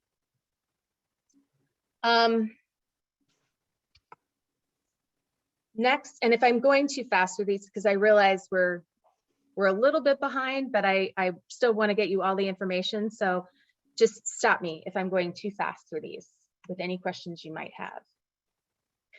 So next I want to talk about just the steps very quickly of involved in developing policy recommendations. So first, very simply identifying the need. So policies can be developed in anticipation to a need or in response to a need. So you may see a serious or critical incident in your community that warrants the review of the policy surrounding that incident and recommendations being made. You can also see maybe a trend of things that are coming in, of complaints where you're like, this seems like this is an easy problem to fix, and let's look at the policies surrounding it. A great example is in Tucson, they saw a series of complaints that were coming in, and it was actually about chokeholds. And the odd thing was that chokeholds are banned in Tucson. But when they looked at all of the complaints, they realized that the badge numbers were fairly close to one another, and which told them that they were probably in the same recruit class. So they went back and they did some research on the training of that recruit class, and they realized that they had a trainer from outside of the Tucson Police Department actually do the use of force training piece. And that person is from a department where chokeholds were not banned. And so all of those recruits were trained incorrectly. And so they were easily able to recommend retraining them and solving the problem before anything else happened. So that's kind of one of those things of anticipating that need, that if we don't do something about this, then we could have more serious incidents. Or if you have a critical incident, how can we address the policies to prevent that in the future? Secondly, identify who's going to take the lead or responsibility. So is that your executive director? Is that a working group within your group? Is it an individual? The expert, and who has the expertise to actually do that? So it also might require bringing in someone who is an expert on the particular policy or subject of the policy that you're working on to help you develop a policy. It might be doing research on policies that already exist surrounding that issue across the country. How have other law enforcement agencies addressed this issue? Next is gathering information, and that's kind of what I just said, is what information exists out there about this? How have other departments dealt with it? But also things like, do you have the legal authority to look at this? Do you have an understanding of the need? Is your understanding accurate and up to date? Do you have the best information possible? Are there existing templates that you can use to make this process easier? Because I have to tell you, there's no need to make the process more complicated. Like for instance, NACOLE has a working group on use of force policies right now. So we have gathered oversight practitioners, academics, law enforcement, who have come together to go through a list of, I think it's 22 or maybe it's 32 different policies and come up with the best policy regarding that particular subject. Whether that's, duty to intervene, whether it's just basic use of force definitions. So those type of, and the reason we did that is because we knew that all of these people were doing really great work all over the country. And so why don't we bring all of that work together in one place so that we can then make it easier for people who are looking to revamp their use of force policies. Next, consulting with the appropriate stakeholders. So in other words, don't do this work in a vacuum.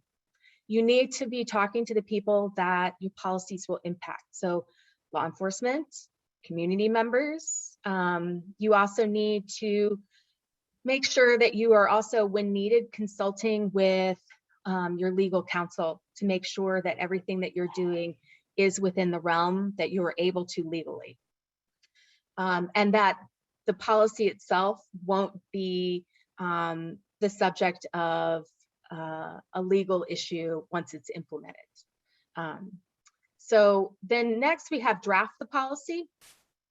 So this is just exactly what it says, working on drafting the policy. I think it's really important for a small group to draft an initial policy, but then bring it to the full group for review and revision. And something, actually, this is more, probably I have this in my mind for later, but it's really important when you're making all those revisions, track all your changes and keep a copy of all of the changes, because it's really important for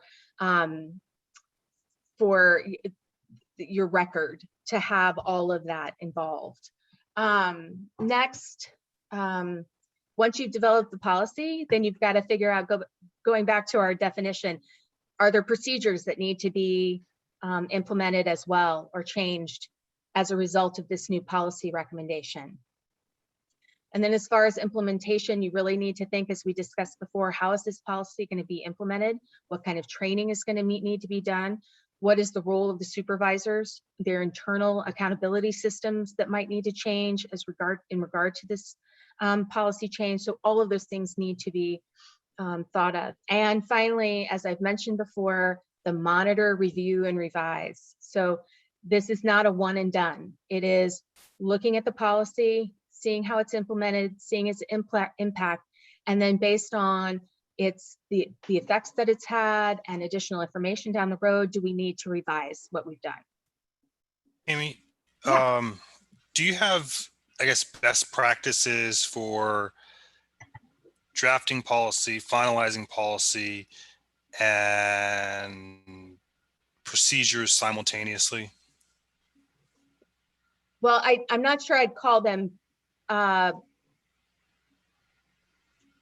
my personal best practices.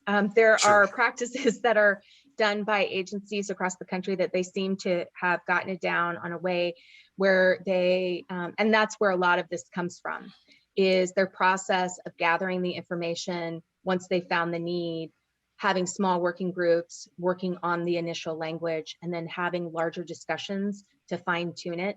And you know, the other day in the working group I was talking about, we had, I feel like we talked about the word necessary for 45 minutes. I mean, and I'm not sure we ever came to a conclusion.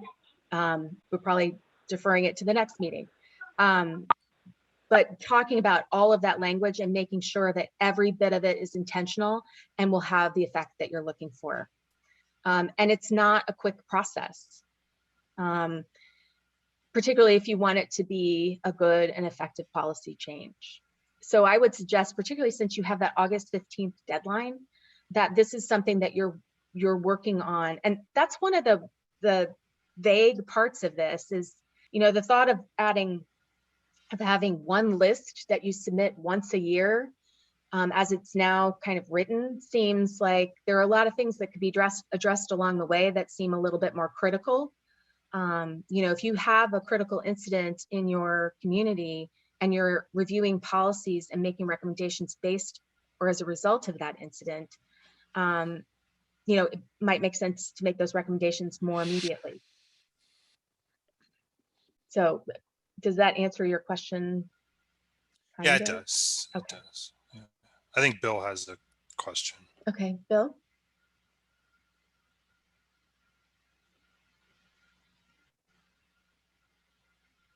I think you're on mute, Bill. The August 15th deadline applies only to legislative recommendations that we're going to make to the General Assembly. We also have power to make recommendations to the City Council whenever we want. I mean, so it's not just that one. Thank you for the clarification. That makes much more sense to me. So thank you. You know, the only Okay. thing that I would throw in here, Cami, is, you know, there's a couple of agencies and only one comes to mind right now, but I know that there's some others that share this. Of course, my dogs are going to fight right now.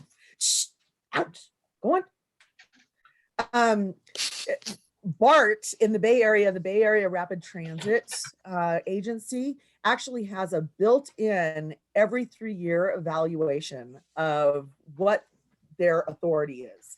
So they, you know, every 3 years they go back to the drawing board and they say, this works, this doesn't, you know, this is what we recommend, right? And oftentimes it's an outside agency that actually helps them do that study. This year is, I think, the 3rd time that they've gone back and actually evaluated how their system works. They call it the model, how the model works. And they're doing it from the CRB, or the, you know, your type of board is actually put together a work group to actually entertain all of the different things that they found wrong with the model for the last 3 years. All right, I'm going to shut this off because my dogs are out of control. Yeah, so I think we can also send you some language about what the Bay Area Rapid Transit Police do as part of that process and how the review board is involved in it.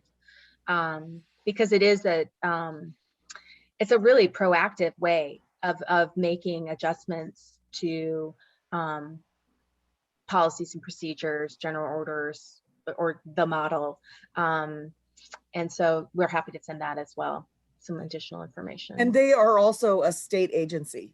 They're a quasi-state agency.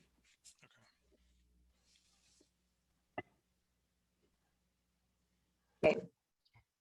So a few more things on policies. This is really just kind of in review. So look at external policies and how they influence the work of the department, and also internal policy development.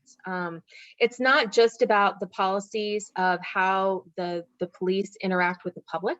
It's also about their internal policies, which really gets a lot into the procedure pieces as well, of how they do the work, their reporting procedures and policies and whatnot.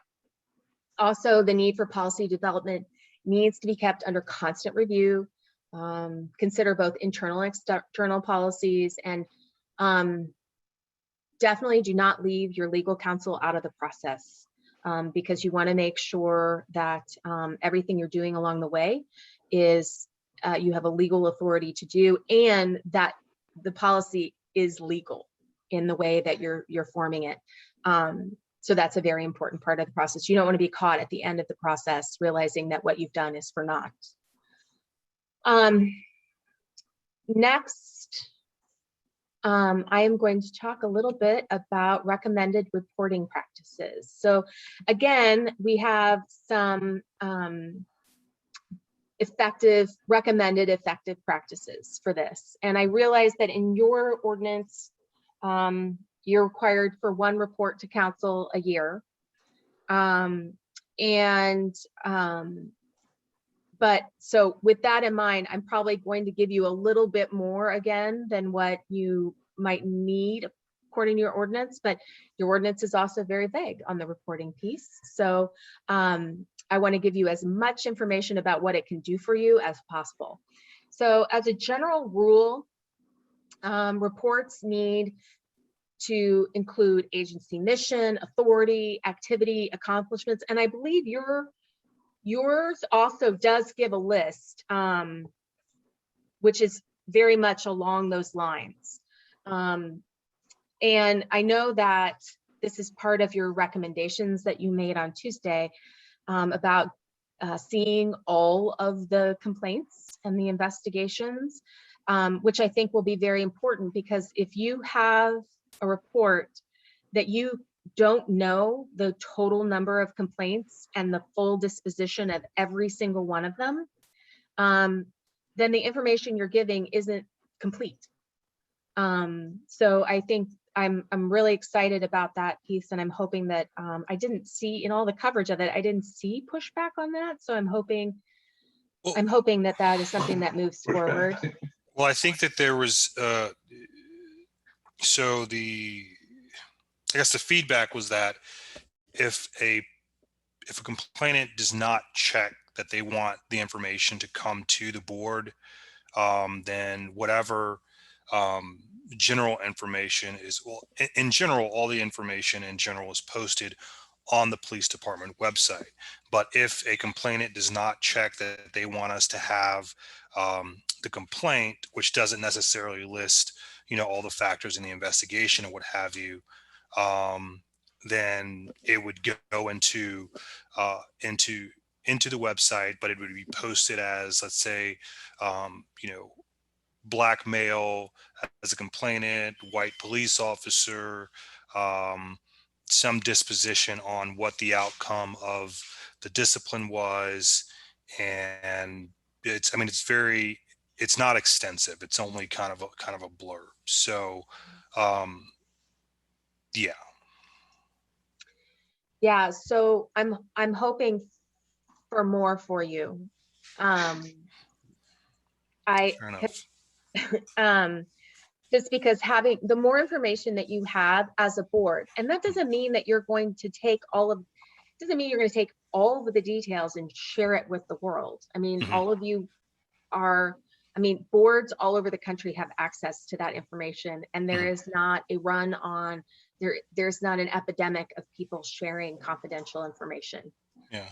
Most boards sign confidentiality agreements, and that's the end of it. But I do think whatever information you have to include in a report builds that level of legitimacy, because you're really working on transparency. You're bringing information to the public that they would never otherwise get. Yeah. And I guess as Councilor Payne noted, that we did get back the FOIA information, where it does allow us to discretionary authority to kind of pull out some information. So we may be able to revisit that, but that's currently that limited amount on the website. If a complainant does not check that they want it to come to us, is what we have currently. Okay. Well, and I think we talked about this a little bit in our very first meeting about having complaint form. I mean, if the avenue to file a complaint was with your office, I think that you would have more people feel comfortable coming forth with complaints. And I think that I will say it's always struck me as interesting that if someone is filing a complaint against law enforcement, that the only people they would want to see the complaint is law enforcement, that they wouldn't want the civilian review board to see it. That's I've just always found that interesting. I can tell you, there are some boards that only get to see a complaint if it's appealed, but it's a slightly different process than what you currently have, where they have to check a box, otherwise you can't see it. So I just wanted to throw that in there, that's something to think about, which I'm sure all of you have already thought about. I know that's nothing new. Hey, Cammie, I want to say it might be Seattle, but there's probably other places where all the complaints go through the civilian review board, no matter what. And I guess that's something we could, you know, I mean, that's technically something we are trying to fight for. But yeah, I don't have anything beyond that. I'm just thinking about these processes. That's all. The city I live in, Indianapolis, they have a review board. It does not have as much authority as some of the other civilian oversight entities, but I can tell you one thing they are able to do is review every case that comes in. So do they get the full file, or do they get, as Bellamy was saying, we get a very generic, you know, version? But I mean, it's such a small town. To some degree, you kind of can figure out some of the missing parts, but it definitely would be beneficial to have the whole kit and caboodle, you know, all the details. Yeah, in Indianapolis, they receive the full investigative files, because otherwise they would not be able to come to the same conclusion, or see if they would come to the same conclusion as IA. But I will say they all sign confidentiality agreements. It's part of their mandate as board members that they uphold the confidentiality piece, that they are use discretion when discussing. We were not allowed to discuss cases outside of the meetings. So there's lots of things you can put in place, and there's also a level of trust that has to be given. I mean, none of this will operate without a little trust on both sides. Gia, I saw you take yourself off mute. Do you have something? Yeah, something I'm navigating the dogs coming in from outside. So the only thing that I would say about this is that having the ability to access every case and actually having the capacity to access every case are two different things, right? Mhm. So you don't want to give people the idea that you actually are going to be able to chime in on every case of, even bias policing, right? Because those are going to actually be really, there's going to be a lot of those. Or rudeness during a traffic stop. Can you imagine how many traffic cops actually get complaints lodged against them just because they give out tickets constantly? I mean, so you have to actually gauge what you really can. I would say go for the gold, but then manage expectations, right? Until you have staff, until you have a mandate to be able to look at those cases, piece by piece. You don't want the burden of actually a case falling through that you didn't actually look at. So cautionary tales. Mm-hmm. Good point, Gia. And I'll also say so when we were working with the original board who put together the recommendations, and they recommended that auditor piece, one of the reasons why is because with an auditor, they can also audit investigations. So not necessarily everything gets reviewed, but there is someone doing random audits of that. And the way that a great example of that is also Tucson, where they do random audits. The auditor does random audits, but then also every month there's a random pulling of investigations for the board to review. And that way, no one ever knows which cases are going to be pulled. The auditor pulls them. It kind of makes sure, it's a way of making sure that all the cases are done well, because no one ever knows which ones are going to be pulled. So just food for thought as you move into this next process. So just a few things about the reports. I realize we're running very low on time, so I will try to run through this as quickly as I can. But if you can issue reports more often than annually, I would suggest that you do it, particularly if there are policy recommendations or something that you've done specific work on, that letting the public know about it sooner rather than later is an excellent idea. And it should be written in terms that are accessible to the public, but definitely not at the expense of leaving out important details. The more specific it is, or as specific as it can be, the better. So that's what the public is looking for, is information. It should be logically divided into several sections corresponding to the work of the agency. If you put out a lengthy report, please summarize it, because I'm sure all of you have that tab on your computer at any given moment where it's something that you mean to read. I'm gonna keep that open because I'm gonna read that later, because it's 40 pages long and you don't have time to. And then by the time you get to read it, your computer has rebooted and it's gone. So summarize it so that if someone knows back in the back of their head they're not going to ever read the full one, you definitely want to get the information to them anyway.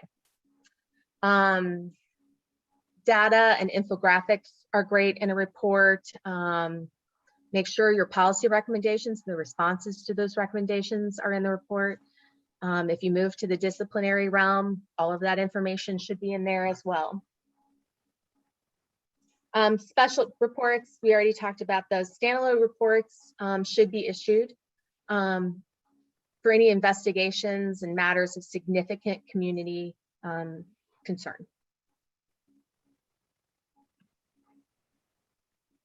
So next, data should be regularly published and presented in a clear and accessible format. So data on complaints, complainants, alleged victims, officer demographics, allegations, dispositions, complaint geographies, which is something that not everyone always thinks of, are some of the most vital information that an oversight agency can provide. And it's really helpful to provide that visualization for the people who are reading it.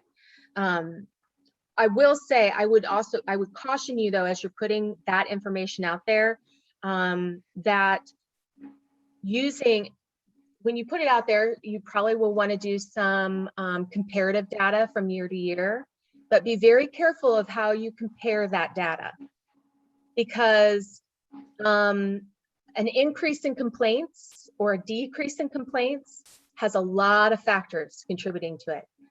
A decrease in complaints doesn't mean necessarily that the law enforcement agency now, no one has any complaints. They're doing much better. They could be doing much better, but there are other factors that could be involved. Unless you know all of the factors, be very careful how you compare year-to-year numbers, and how that, particularly if you're trying to use those numbers to show success or effectiveness, because there could be some other issues behind there that might prove those numbers might say something else later. So just be careful. Also, something to consider, the Independent Police Review in Portland, they have several years of data on their website at any given time, and anyone can access it, and it's downloadable. They include, let's see, complaints, intake, decisions, because sometimes they have an intake and they realize it's not really within their purview. So they are very transparent about ones that they cannot forward on to internal affairs and why. Demographics and geographies. So they also, very importantly, they include an appendix that that explains the information that's on there, so that for the non-data geeks of the world, that they can actually interpret this information and know how to use it.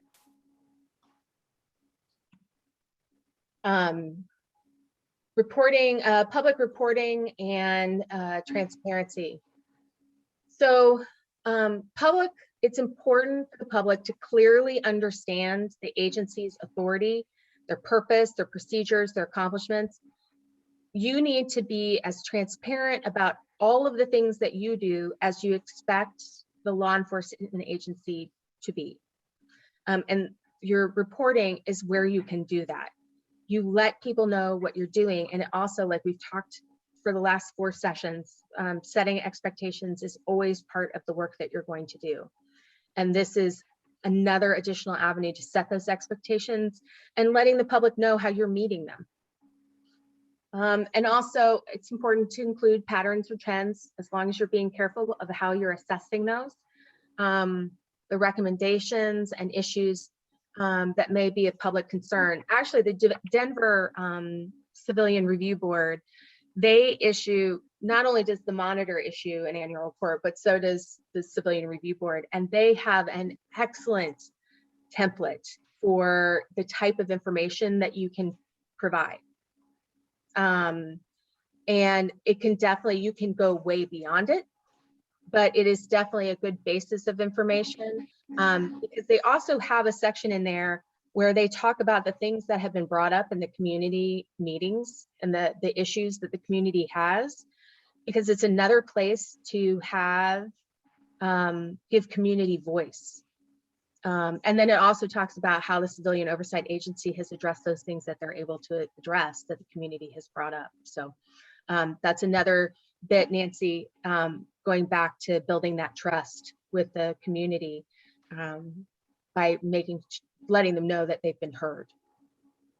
So with that, we're already over, but I do want to give time for any additional questions you might have.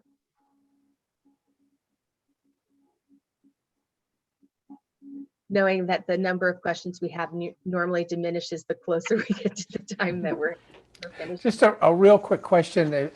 I think Chairman Brown was going to forward you the latest iteration of our document. Are you going to have a chance to look that over and give us some feedback? Absolutely. Actually, the person who's doing the presentation with me next week and I have already started looking at the presentation you gave last week, which I thought was great, how you worked in the recommendations that were made and what you ended up with. And now going back full circle to go back to having more authority now that you can.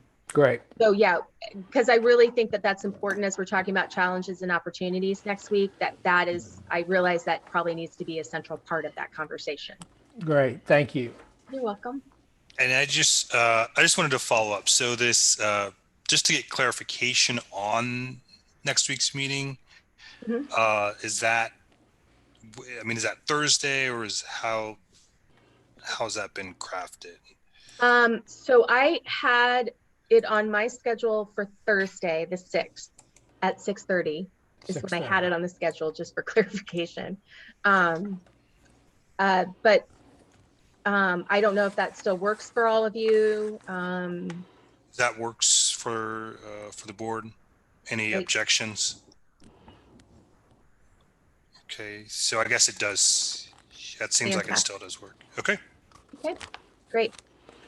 And we'll, as always, I'll send out this slide deck along with the information I have regarding the Garrity info. Okay. Oh, good. And, I know we talked about sending you some information from BART and their process. And then I'll send you some links to some of those reports that are out there that might be nice templates for you to follow, or at least start with, and then make them your own. Okay. Great. Okay. We got a couple thought questions here. Thought and question all coming together. So as you know, we're at this point now where we're having the work sessions with our city council, and the other night was the first time we met in a year. And obviously we're trying to move forward and pass a new ordinance. And what I think, so I sent out an email earlier today or last night suggesting that we hire or bring in a volunteer negotiator, mediator, somebody that's not vested necessarily, unbiased, that is really good at running a meeting, that can put things on a whiteboard when we get caught in a parking lot. And everybody seemed to agree on that idea. I think that's one thing. I also think, Cammie, that I know we've got some budget. And you're a subject matter expert, it may even be great to have somebody like you. Even though we're Charlottesville, we're local, but people will bring things up like, hey, that can't possibly happen. Show me an example of where, and you're always able to say, oh, in Cleveland, they've been doing that for 10 years. So I think what would really help us, everybody, it's not us versus them at all in my mind, because none of us have spent our entire lives or 20 years doing this type of work, right? And we've got one or two people who are lawyers and then know a little bit about the law. So maybe if we're able to look at having you at least be there as a resource, if that's something you guys do, and if that's in your wheelhouse, and we'd be better sort of I think set up with a mediator / negotiator, yourself as a SME or anyone else from NACOL, but you're always on it, and as well as our legal representation. So we could have, some of these subject matter experts to augment us in the future meetings. So that's just something I was thinking about a few minutes Yeah, ago. no, that's, NACOL can definitely help with being a resource to you in that sense. And also, particularly when you're having those meetings, if you know the topics ahead of time, then we can make sure that someone, although, I can talk a good game, I know that there are people that know more about things than I do. And we want to make sure that you get the person that knows the most. Don't let her tell you that. So we would definitely make sure you had the We don't person believe that was best for that subject. Don't believe the hype. It's particularly like the examples of, because yes, this is new. A lot of people are watching this. We want to do it right. And again, none of us can say we've even spent 5 years, completely doing this. And so, you can kind of, every now and then we could probably ask you, hey, what happens in this case, as we did at the beginning of this meeting, and you cleared a lot of answers up that we probably all had the last 2 or 3 days in our heads. We're happy to, absolutely. I have to tell you, I was mentioning this to Bellamy. I'm fairly invested in this process. I'm cheering from the sidelines. I worked with the original board, working with you, and I really want this. I'm looking for a win for civilian oversight in Charlottesville. Okay. Yeah, and I So think we're here to that help. I think that will definitely be helpful. As historically, when communities try to present this, there's typically the law enforcement pushback, and the PR machine goes into effect, and then typically boards, or the boards that have failed, and this comes from the ACLU of Connecticut. When boards have failed, it's because they're viewed as not amateurs, so to speak. And I know that in some respects, in our last in our work session, there was kind of a firing squad a little bit, and we had to adjust to that. So it would be helpful, just for the public's sake, of the community's sake, to have a little bit of support on our side in that space. So we would definitely welcome that. Absolutely. We're in. Right. Thanks, Cammie. Thanks, Okay. Gia. Really good being Right, with all of everybody. you. I'll see you all next Thursday, Right. along with Brian Core from Cambridge will be with us. So, and thanks, Gia, for joining tonight to share your expertise. Gia is the person you want talking to when you're talking about community engagement, for sure. So Thank you all. Please remember that this is actually like a long-term, race. This is, I won't Oh, say yeah. a marathon, but you're not going to see results immediately, and you're going to be disheartened, and you're going to be best friends because nobody else is going to understand what you're all going through. But it's Yeah. going to be so rewarding once it starts working. I just want to get together and break bread with these folks, I mean, I only know them on Zoom, so I'm really Yeah. feeling at a Feeling that for disadvantage. a whole year. And remember that we actually have 2 upcoming training opportunities that are going to open up soon for registration. And we hope to see all of you at one or the other or both. I know I would love for all of you to come and do a week training with us in Tucson, Arizona. What In dates? December. Pardon? Sounds nice. What dates are those as of now? So the in-person is December 12th through the 16th. Then we also are doing a virtual component as well, which, again, lacks the break bread element, I realize, Jeff. But it is, and that starts August 16th and runs through October 7th. Well, we'll have to talk to Counselor Payne about getting funded to fly out to Phoenix, get everybody on the flight. Maybe some 2 or 3 His look rounds does in not, it doesn't look hopeful. Listen, the budget's improving with the pandemic rolling out. You never know. Just getting their shots. We'll Well, put it on our it's- wish list, Counselor Payne, just put it on our wish list. Hey, Well, hey, again, Payne, it's been great seeing you all. And I Okay. will be with you again next Thanks, week. everyone. All right. Thank you, everybody. Thank you.